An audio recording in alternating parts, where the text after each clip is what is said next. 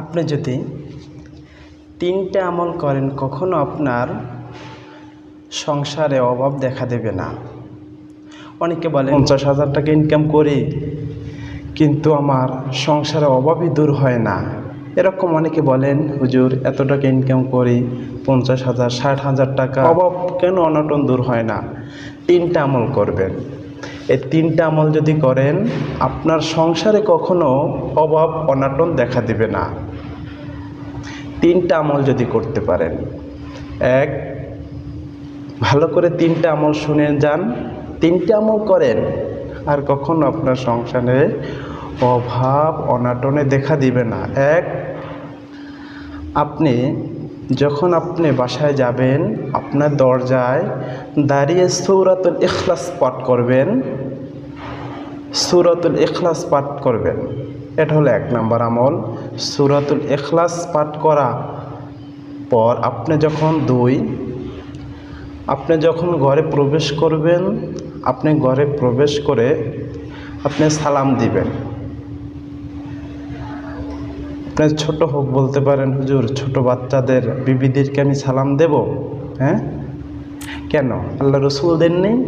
হ্যাঁ, আপনি ছোট আপনার সন্তানকে আপনি সালাম দিবেন, আপনার বিবিকে আগে আপনি সালাম দিবেন।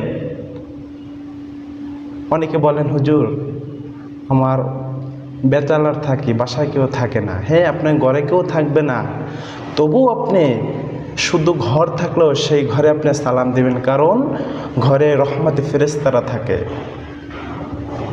1 নম্বর আমল হচ্ছে আপনি ঘরের দরজায় গিয়ে সূরাতুল ইখলাস পাঠ করবেন, কারণ সূরাতুল ইখলাস হচ্ছেন কোরআনের 3 ভাগের 1 ভাগ। কারণ সূরাতুল ইখলাস যদি আপনি 3 বার পড়েন 1 খতম কোরআন শরীফের সব আল্লাহ পাক আপনাকে দিয়ে দেবে। 2, আপনি ঘরে ঢুকে সালাম দিবেন, ঘরের লোক থাক বা না থাক।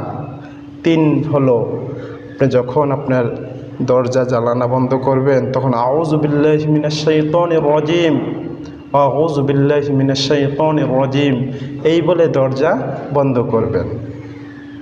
আমি আবার বলছি, 1 নম্বর হচ্ছে আপনি দরজায় দাঁড়িয়ে সূরাতুল ইখলাস পাঠ করবেন, বাসার ভিতরে ঢুকে সালাম দিবেন, আর যখন দরজা জানলা অফ করবেন তখন আপনি আউযু বিল্লাহি মিনাশ শাইতানির রাজিম পড়বেন।